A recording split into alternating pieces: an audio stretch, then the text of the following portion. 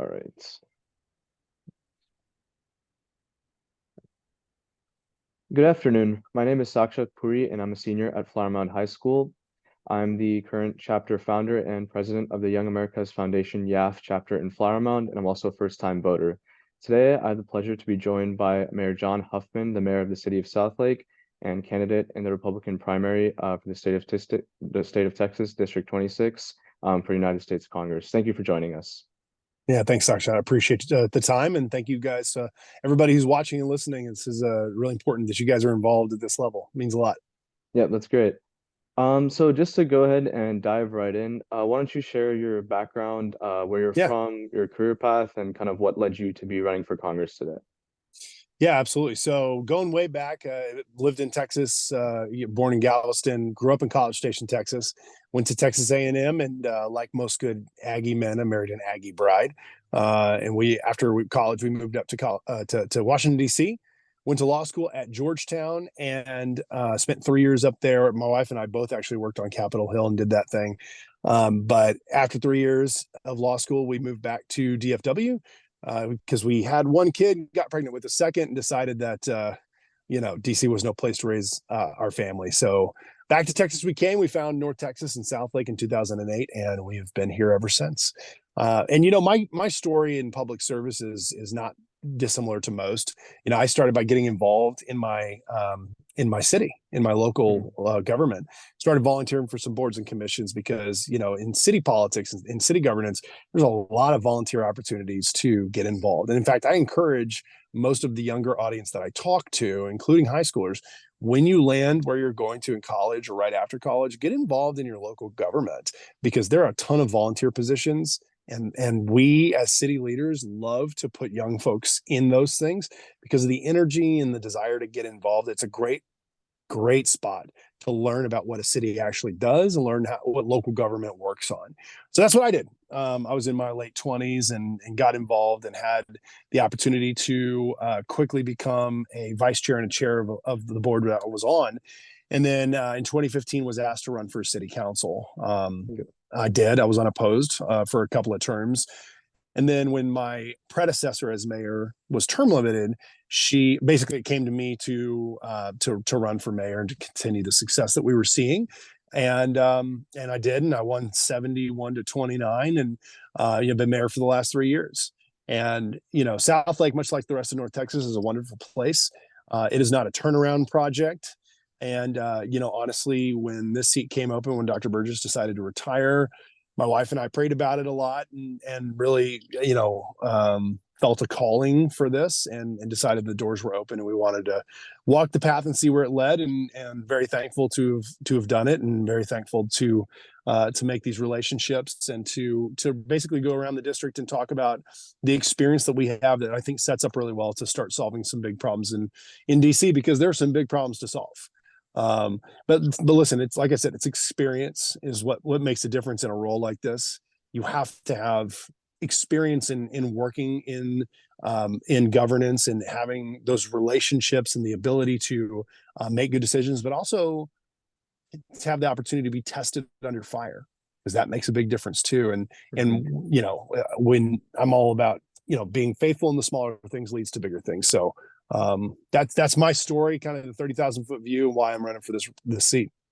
Yeah, that's great. And right on that note, speaking of experience, I know talking to many first-time voters and just general people that have been voting for a while, the record is an important part of why they vote, and looking at that record of who's running, what have they done, Yeah, because the way to tell what they're going to do is know what they've done in the past. It's a good that's right. indicator of what's to come.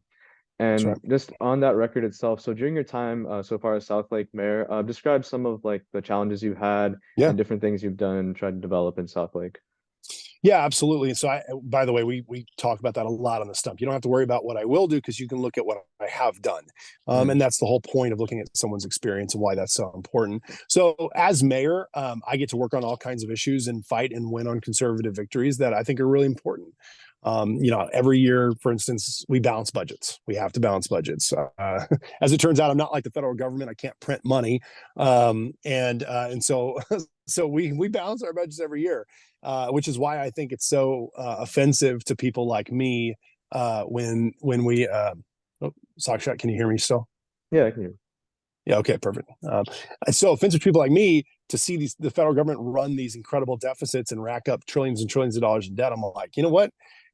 You can balance a budget. I do every year. I understand it's harder to do at a federal level, but it's not complex. It just takes Yeah. leadership. And so we do that every single year. We reduce debt every single year. We pay cash for capital projects. We cut property taxes. For 5 years in a row, we've cut the property tax rate below what's called the effective rate, which is a big deal to homeowners in North Texas because everyone's valuations are going sky high on their homes. Hmm. And unless local government officials like me cut the property taxes at a proportionate level, then everyone's tax bill keeps going up. Well, for 5 years in a row in the city of Southlake, we've cut the rate below the effective rate, which means for the average home in Southlake, if your valuation goes up this much, we cut the rate by the same amount or more, so you pay less to the city, which is great. And I will tell you, it's not because here's the thing with tax cuts and budgets. It's not because, the government can't find things to do with your money. Every government will find ways to spend the money. But we feel very, very strongly that we work for the taxpayers, not the other way around. And I'm going to take that same mindset to Congress. I work for the taxpayers, not the other way around. So despite the fact that we can spend some money on something as a government, doesn't mean we should. In fact, we are fiduciaries, right? Fiduciaries are someone like lawyers or accountants who are legally obligated to do the best in the best interest of their clients at all times. Yeah. So that we're the same way in government. We are fiduciaries for their taxpayers, and so that's the mindset we have. And I'll tell you, we've also very famously fought DEI and CRT in Southlake. Hmm. Over the last 4 or 5 years, that's been a battle that's put Southlake in the national spotlight, and we've been shoulder to shoulder with all kinds of great families in town fighting DEI in the schools, and we were able to turn a 5-2 liberal school district into a 7-0 conservative district, and that school district's doing great work. So I understand what that looks like. I understand how to fight it, and we got to fight that in the federal government as well. So going back around full circle to your point. Experience is about looking at someone and saying, okay, what have you done? Because that's a great indication of what you're going to do in office. Yeah, yeah, of course. And then on that critical race theory point as well, um, just as your role in mayor, how did you feel like what was the necessary steps you had to take to fight that in the schools? Because I know even today across the country, that's a major issue, and no matter what area you're in, and being in an area where South, like as you mentioned, that it was a struggle, and like people have read news articles about it Yeah, and how yeah, you had to get involved, and you were quite vocal in that. So what was your kind of view, and like what steps did you take to kind of yeah. address that? Well, let me give you two things. So, as a community, you have to organize and you have to find people that are willing to run. And we were very blessed that we had some great conservatives willing to run for the school board because that's a thankless job and that's a tough job. Yeah. And so you got to get organized. You got to find good conservatives who are qualified and willing to run, right? But as a city leader, I'll tell you my mindset because listen, typically city folks don't get involved in school politics. And so when I started being vocal early on about this stuff, there was a little bit of pushback, like, what are you doing? This is not your lane, right? But I recognized early on, as did others, how dangerous of a Marxist ideology this was because I mean, Mhm. really what CRT is designed to do is separate people into oppressed and oppressor classes, right? It's just Yeah. classic Marxism. It's if you are at the intersection of these different elements of your race or your gender, your sexuality, or your socioeconomic class, depending on how many intersections you fit, that's how oppressed you are.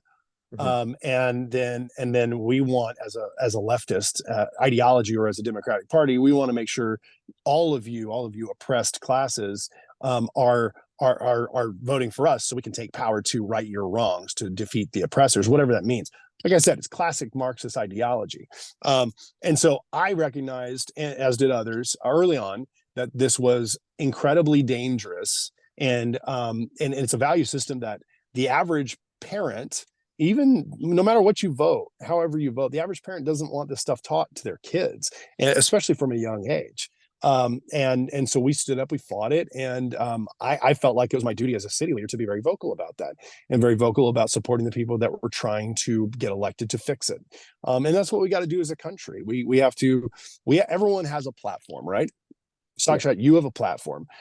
You're the people who are listening, NYAF, have a platform, and it's not really our job to determine how big that platform is. It's our job to say what we're supposed to say and to fight for our values and fight for right versus wrong in the platform we have.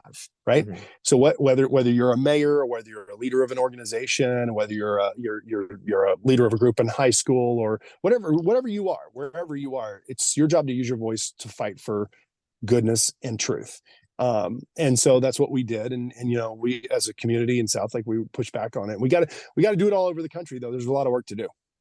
Yeah, that's great. And just on your point of duty as well, I know a lot of people in these type positions, a lot of the times that question comes is like, where do they fit in? Do they put their head in here? But I think to your point, I agree that as a community leader, you're in that capacity, and that's something that you should be doing if you believe in it, and you believe that would be Yep. best for students are a big part of the community. As mayor, that's kind of your Yep. responsibility as well. No So doubt. that's great to No hear doubt. as well. Moving forward, so now going into kind of DC and what you hope to do in Congress. So now we've known that the current House, the current Congress, it's one of the most dysfunctional we've seen in ages, right? Yep. Even today or yesterday, again, even barely avoiding a government shutdown, once again, just putting it off. It's something that a lot of people have noticed and gotten quite frustrated with. So you Yep. hopefully going into DC, going into Congress, what is your kind of game plan and to tackle that and to Yep. hopefully actually push legislation through? Yeah, so great question. So I will tell you the short term answer, and I hope the long term answer is we've got to have Republican leadership, Mhm. because the Dems are perfectly happy with this gridlock because a lot of the work they do is either in the judicial branch with activist judges or it's in the executive branch with administrators and bureaucrats who are perfectly happy to write the rules that govern our lives. And just be the woke and weaponized bureaucracy that we all hate so much. But with a Republican president, and I pray a Republican Senate and House, I think we'll be able to actually get some work done. And so my job is to go up to Washington and represent the voters of District 26 and represent their values and fight for things that everyone wants to fight for, which is, of course, fixing the crisis at the border is number Mhm. one. We got to have a Republican president who is willing to enforce the law, and Congress will do what it takes to backstop that. We've got to push back on the bureaucracy, and we've got to start to gut this bureaucracy, to gut it in terms of size and in terms of just the woke mind virus that's taken over. I mean, we saw a couple of weeks ago. I think Matt Walsh or somebody on Twitter was tweeting videos of the FAA, of a Zoom call with the FAA, and they were talking about how diversity, equity, and inclusion figured into their hiring and advancement, and very prominently, we need to make sure we have the right type of people in these roles. And I'm listening to it and thinking, how about you just hire and promote the best people who are the best at keeping planes from crashing? Like, to me, that makes the most sense. But I mean, what Mhm. do I know? But so it's that woke mind virus that we've got to use the power of the purse to defeat, and then certainly just we've got to get back to pre-COVID spending levels quickly. But that's not enough. So as far as the federal debt and the federal deficit, to me, it feels like a battleship, a huge battleship that you're trying to turn, right? Mhm. We've got to start turning it. And I think that Speaker Johnson is working on some things that's not going to be perfect, but we got to start turning it so that, I mean, it's got to do a 180. We can't do it all in one swoop, right? But we've got to start turning it, and got to start really cutting back on this horrible amount of data deficit. Or, my kids are all teenagers. I mean, your generation, y'all are going to be saddled with this debt, and Yeah. every one of your peers or all of these first time voters that you're talking to, that you're getting mobilized, it's hard to understand how much $35 trillion is, because it almost sounds like fake money. Mhm. And I mean, I'll be honest, when I was in high school and college, coming into sort of political awareness, if the federal government was spending like $50 billion, it felt like a lot. Like, that was headline news, right? Mhm. $50 billion, I don't think would even make, like, no one would even tweet about it. Yeah. It's like 50 billion. I don't care. That sounds like a slow Tuesday. Um, but I'm hopeful that, especially your generation, the more people I hear from and talk to in your generation, the more kind of awake y'all are to these issues, because you're going to be the one saddled with it. So we got to do a lot of work, and it's got to start immediately. And I'm really hopeful we'll have a Republican leadership across the board. Yeah, same here. And in Congress, what committees do you hope to join? You know, so as a freshman, that's a little bit out of your hands, but I can tell Yeah. you the two that I'm very interested in: energy and commerce, which is Yeah. actually the committee that Dr. Burgess has been on for a Yes. long time. I'm passionate about a lot of the issues that and industries that they work on, and then small business. That's a good freshman committee, and I'd love to be on small business. Actually, Beth Van Dyne, who our congresswoman in District 24, Mhm. she's done a wonderful job, and she's been on small business, and I would love the opportunity to kind of continue her legacy in that as well. As a small business owner, I care very deeply about issues that affect small businesses. The reality is 95% of jobs in America are created by small business owners. Not the massive corporations that are at the top of the Fortune 500. So I'd love to be able to work on those small business owners and make it an easier economy for the small business owners to compete in and succeed in. Yeah, and then in like a local area here as well, like in Flower Mound, South Lake, areas that don't have as much like big corporations, small businesses. I know it's a big deal to many.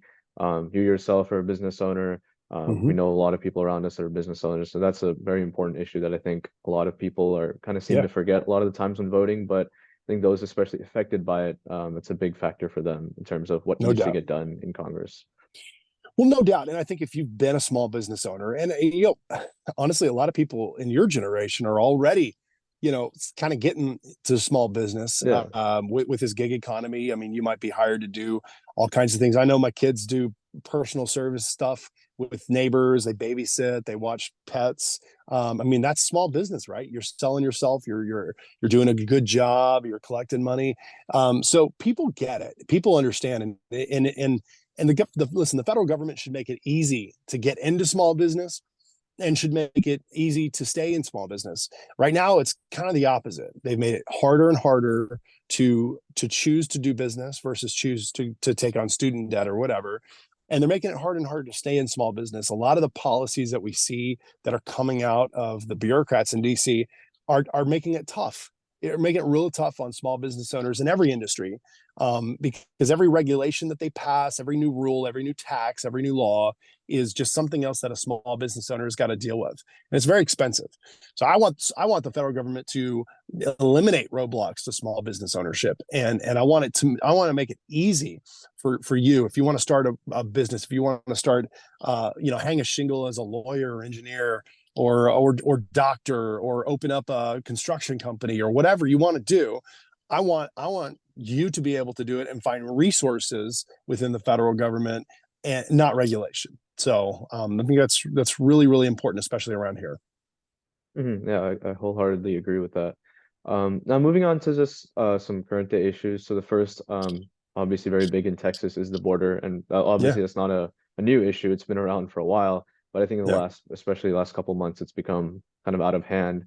And I know you visited the border last year, yeah. and so I was just wondering, what's your kind of take on what's been things that haven't worked that are happening right now, and what's your take on what Congress and you as a hopefully representative can do to Yeah. really, you know, find the solution to that.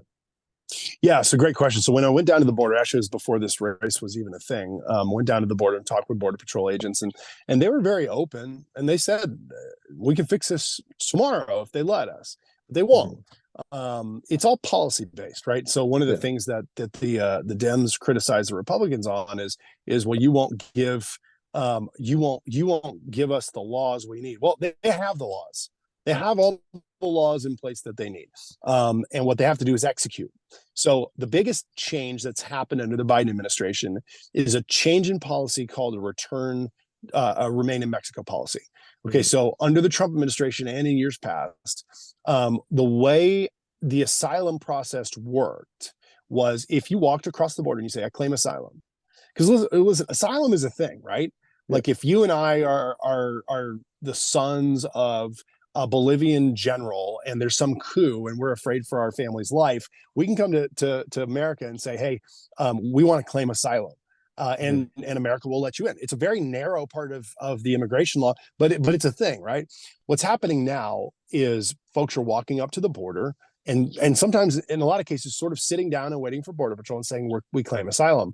Well, why? What's your case? Well, we just want to be in America. That's not enough reason for asylum. That's why we have courts to adjudicate these things. Hmm. Well, what used to happen is when you claimed asylum, you had to remain in Mexico or in your country of origin. You don't have to do that anymore. In fact, Yeah. what Border Patrol does, and this is under the Biden administration, Border Patrol said, okay, well, you claim asylum, let me get your information. We'll give you a court date, which, by the way, the courts are very backlogged. These dates are 8 years out. So we'll give you a court date. We'll give you a taxpayer funded cell phone and a plane ticket or bus ticket anywhere you want to go. And away you go. And of course, the next question is, well, like, where are they? Hmm. They don't know. I'm tracking. They don't know. And it's really scary once you start to get into who's actually coming. This fiscal year, since October 1st, they have encountered and released into the U.S. over 20,000 Chinese nationals. A lot of them are military age males. That only 2% of folks coming across the border now are from Mexico. Most of them are from a lot of other places. So you really start to wonder why.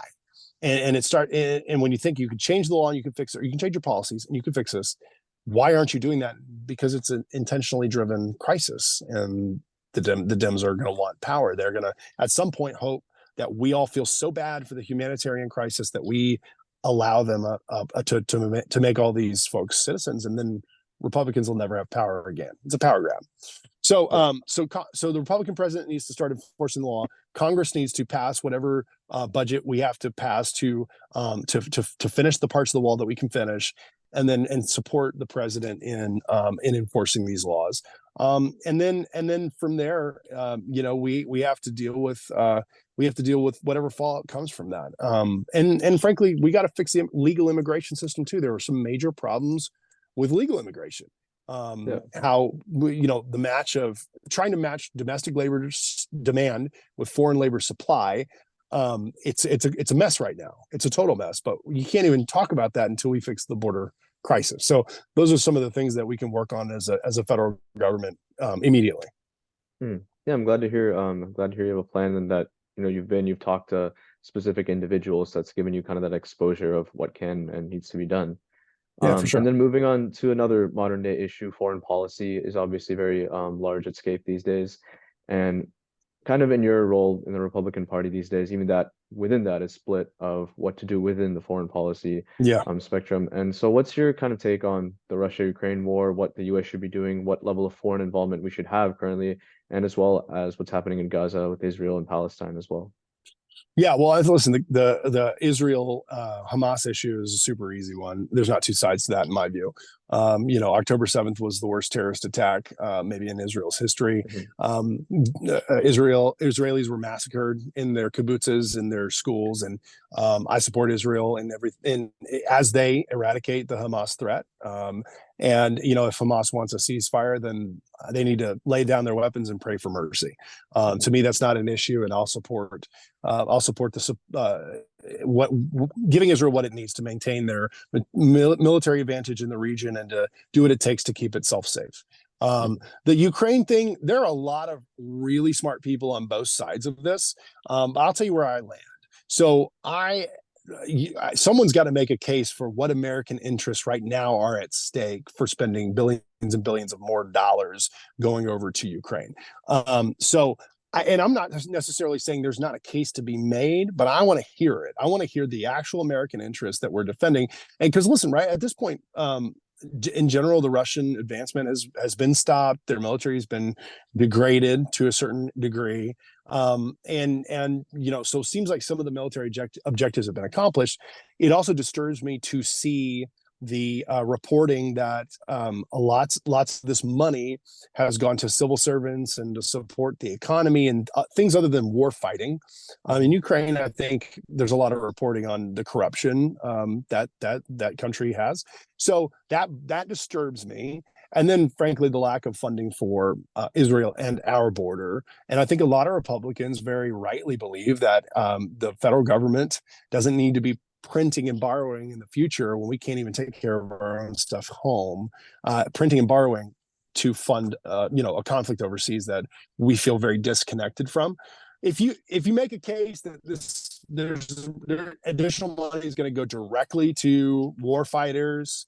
That there's going to be real accountability for the money we've already spent, and that there's a military objective to be met. Okay, but I'm not really supportive until we also get far more funding for the border, actual border enforcement, and fix some of the problems here at home. So it's a complex issue, I guess, is the short answer. Yeah, and flowing kind of into like what the next point I had to talk about. So, pre-2016 Republican Party and to what it is today, there's a vast difference. And you could say that, the party is going through like it's been said to be going through growing pains of sort, and it's quite split in Yeah. terms of like there's big divisions, in terms of the America First movement and that agenda as well. So, where do you see yourself in that? Because I think that's a very important point in terms of like the candidates you're up against and their view and their kind of endorsement on that. So where do you see yourself in that sort of Mm. that spectrum of the Republican Party within itself today? Yeah. Yeah. So great question. So the reality is, I mean, when we talk about what lane I'm in, I am a Republican who's very conservative, but who also wants to govern and to make a difference. So, and I think that comes from my experience as mayor and city council. Like, no, you don't get into local government to just throw bombs on social media, right? Mhm. You get into local government because you want to help people and you want to fix the problems that you see, and that's been my mindset as mayor and on city council for almost a decade. I love making an impact in my community, and I'll do the same in Congress. I'm going up to work on real problems and to fix real problems, and the Republican conference is filled with great people who have the exact same mindset, who want to buckle down. And they're from all over the country, and they're from all different ideological spectrums. And I'm looking forward to working with them to solve real problems for this country. I hope with the backing of a Republican Senate and president. And so, what we found is people are responding in this race. They're responding to the idea of wanting a proven conservative fighter who they can say, we know exactly what you're going to do because we can see what you've done on the same issues. And then that experience kind of speaks for itself in a lot of different ways. So regardless of where you fall kind of ideologically, there's inside the Republican Party there's still a huge amount of great conservatives who are working to do their very best for their districts and for America. So I'm going to do the exact same thing. Okay. And then kind of following up on that as well. So I know like Brandon Gill has said he will join the Freedom Caucus on day one if he's elected. So what is your take on that? Will you, and what is your kind of view on where like the Freedom Caucus would lie if you would join it, Yeah. if not? Yeah, so I don't anticipate I'd join the Freedom Caucus. Here's the thing, and that's not a knock on the Freedom Caucus or anybody Mhm. in it. Yeah. I want to make sure my vote is always with the district that I'm representing, and I'm going to use my conscience and my kind of political philosophy and view on the world, and then priorities in my district to make sure I'm getting work done for them. So as far as caucuses and groups and all that, I mean, it's on this side, it's easy to say I'm going to do this or I'm going to do this, and to try to gain favor with the group or not. I'm going to go up there and again join the broader conference of Republicans who want to get work done and who want to actually make a difference for their communities, and I'll be in that vein perfectly. And there's, like I said, there's a lot of people. There's a small group that I think more just wants to throw bombs and drop bombs on social media, and that's not my jam. That's not really what I do. I don't think that's productive. And in my view, in my kind of world of politics, that's just never been kind of how I do things. So we'll get up there and we'll try our very best to work with everyone and really join hands and make a difference for conservative values. Yeah, thank you for clarifying that. Yeah. Now kind of going into, I guess, the high school and college kind of view and the conservatism that's in there. Obviously, you were in college not too long ago, and these days, especially over the last couple of years, after the overturning of Roe v. Wade, that kind of aspect of conservatism in high school and colleges has changed drastically. And at least in my perspective, I see a lot of young conservatives and like the YAF chapters as well. They feel kind of boxed in and without a voice, and being surrounded in terms of Yeah. the Yeah. political spectrum in colleges, especially, and universities with protests with over Gaza and many other Yeah. protests Yeah. and other things like that. So, Where do you see young conservatism kind of in place at these educational institutions? Well, what you're describing is why I, fought against the DEI and CRT in our schools so heavily, because you see where it goes now. Like, you see Hmm. where this Marxist ideology leads. I mean, how do you get from nice sounding words like equity and inclusion, and then play that out a few years later, and you've got people marching in support of genocidal terrorists on college campuses? Hmm. Like, there's not a clear, well, there is a clear path from A to B. But if we talk about, with my kids, critical thinking, part of the necessary steps of critical thinking is asking yourself, before you accept a terminology or a premise, ask yourself what you're all, like, the underlying presuppositions you're also being asked to swallow, right? And Yeah. so when you think about DEI and CRT, when the idea that, oh well, we need governmental interjection to try to create more diversity, equity, and inclusion, you're also accepting the idea that you're taking that we are failing as a country in those ways, and that the government should help solve it. And by the way, the government is going to be bureaucrats that are the ones solving it. So you get this linear progression from nice sounding words all the way to what's happening on college campuses now. Yeah. What gives me promise and hope is people like you and my kids and a lot of other kids that I talk to. I say kids, not diminutive, but teenagers, young folks who are hungry for truth, Yeah. and like you said, feel boxed in. But you guys understand at your core that what's being pushed on you in high schools and colleges by the left doesn't comport with the reality of what you see in the world. And that's becoming more and more extreme, right? Yeah. Um, how can you march in the streets for a terrorist group that just murdered women and children? How can you do that, right? How can you say, I want the government to give me this, or pay for my student loans, when you can see how much debt we have, and we won't be able to pay that back, right? And that's basically fundamentally inequitable to the people that didn't incur the debt. You guys see truth and you want truth. I think your generation desperately wants truth because of all the noise you see on social media. So I'm very hopeful that I can help give voice and give kind of air cover to what you guys are doing, and to say you're not wrong. You may get shouted down or shouted at. Let me say shouted at, but don't let yourself be shouted down. And I would just tell you, as a conservative, and I went to Georgetown Law, right? Yeah. Like, we called it the People's Republic of Georgetown. I was in the deep minority as an outspoken conservative. Yeah. I've been shouted down. But here's the thing: if you're certainly a public facing conservative person, and you haven't been called a bigot or a racist or a Nazi or whatever, you're not really trying very hard. And once it happens, it's like, okay, that's not that bad. Like, I was attacked in the national media a number of times for over this CRT fight, and it's like, okay, well, that happened, and now it's not scary anymore, right? Yeah. So what you're doing, being involved and talking to different people and learning to be able to defend your political philosophy and defend what you believe, is critically important, because at the end of the day, we have the truth as conservatives. We have the truth, and we just need to learn how to defend it, and then come what may. So it's very encouraging to talk to people like you, and who are deeply invested in having a good foundation, because I know you're going to take that, and do great things with it. Yeah. And I think it's a really like good and interesting thing that you say about like that connection between like young conservatives on these college campuses and your role as a representative or even just a community leader, as it that linkage and that relationship is always important too, in terms of No doubt. representation and just like a joint effort in whatever we're fighting for. No doubt. No doubt. And then kind of summing up here, so in Yeah. this race, obviously there's a good amount of candidates. It's an open seat. And I think one question that I especially had earlier during the election cycle, and just people I've talked to as well, that they get all these kind of like pieces of mail, they see these things online on social media about Yeah.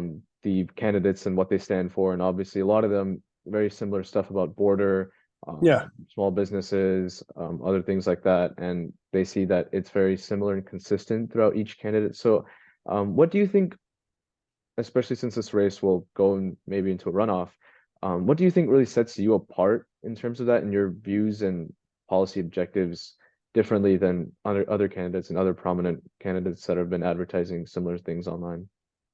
Yeah, it's a great question. And that's the question that we get most often, other than, are you crazy for running for Congress? And the answer may be yes on that. But yeah, it's how do we distinguish? Because all you guys are saying the exact same thing, and that's very true, with certain differences. But for the most part, we're all kind of making the same points. But it's exactly what we talked about earlier. The difference is who has the experience to get this done, who has the experience to point to when they say, hey, this is what I have done, so it's a pretty good indication of what I will do. Who has stood up to special interests and voted their conscience? That's super important. And who stood the test book. As mayor, city council, there's a lot of pressure on these votes that we take. Development votes or any other votes, because a lot of money's at stake, a lot of changing in the communities at stake. So I know what it's like to have friends and supporters on both sides of a particular case or a particular issue, knowing that I have to vote my conscience and I have to explain it, even though it's going to make one side or the other angry. So that's super important, because it is one thing to say I'm going to do X, Y, and Z, but when you get into office, whether it's local office or Washington D.C., where I've been and I've seen the swamp myself, um, once you get there, the pressures are immense. And if you, as a voter, are not convinced that the person you're sending to DC can stand up to that pressure, and you gotta be convinced more than just rhetoric, more than just "I promise." Right? A lot of Yeah. people that promise and then go up to DC and blow in the wind. Mhm. You have to be convinced by a record that this person's going to do what they say, and that's what I think the race is going to come down to. Is we feel like we have the experience to make a difference, and we feel like we have the experience to demonstrate that I'm going to go up there and do exactly what I say I'm going to. Yeah, so you're saying that the distinguishing factor is your proven experience, and then you have something to back it up to say, even though these objectives are similar, you have something to back it up to say that you're the one that'll get it done the best way and the most effective way as possible. That's a good way to put a point on it. Well, way to summarize. Well done. Yeah, so the last little section that I wanted to do is just a quick kind of rapid fire. So I just have Yeah, like 4 or 5 questions, and if you could just answer whatever I guess comes to mind first, you can have like a sentence to explain it, but just try yeah, to yeah. answer, I guess, as fast as you can. So what is one political figure, either current or past, that has inspired you the most? Uh, my favorite president's Teddy Roosevelt. I love him. He's Mhm. awesome. He was just a character, and just an amazing leader for his time, and full of energy. Teddy Roosevelt. Okay. What is the strongest aspect or part of your character? Um, I'll say authenticity. What you see is what you get, and I'm not smart enough to be anything but just what I am. So, authenticity. Okay. And what is one thing that you think as a representative you will struggle with the most? Like kind of what a weakness you might have. Being away from my family. That's gonna be the hardest thing. I've got 3 kids. We homeschool them, and you know, being in small business, kind of owning my own deal, I get to spend a whole lot of time with them. So that's what I'm gonna struggle with the most. Just being away from them. Okay. And then lastly, what is one book that has inspired your worldview and your thinking? Well, I mean, fundamentally, it's the Bible. I'm a Christian, and the biblical truth, is the foundation of everything where I am and who I am. So, if I had to pick one, it's the Bible. Okay. Well, that pretty much concludes the questions I had and discussions we've wanted to talk about. And I'd just like to thank you for taking the time out of your busy schedule Yeah. for Oh, talking with thank you. me, and hopefully this video makes it out to other young voters and other voters in general that don't Yeah, know man. about you and your campaign as much, and hopefully can help them make the best decision possible when voting. Well, thank you for doing this, Sakshat. It really means a lot, and thank you Yeah, for of your course. engagement. Like I said, man, and if I'm blessed to have this office, I will be a supportive voice for all you guys, and I want to make sure that you understand. I've been where you are. I've been a stranger in a strange land, as it were, in a very liberal place as a young person, and it can be done, and I'll help however I can. Thank you. That sounds great. And best of luck next Tuesday. Thanks a lot, brother. I appreciate you, man. We'll be in touch. Okay. All right, sounds good. All right. Have a good one. All right, you too.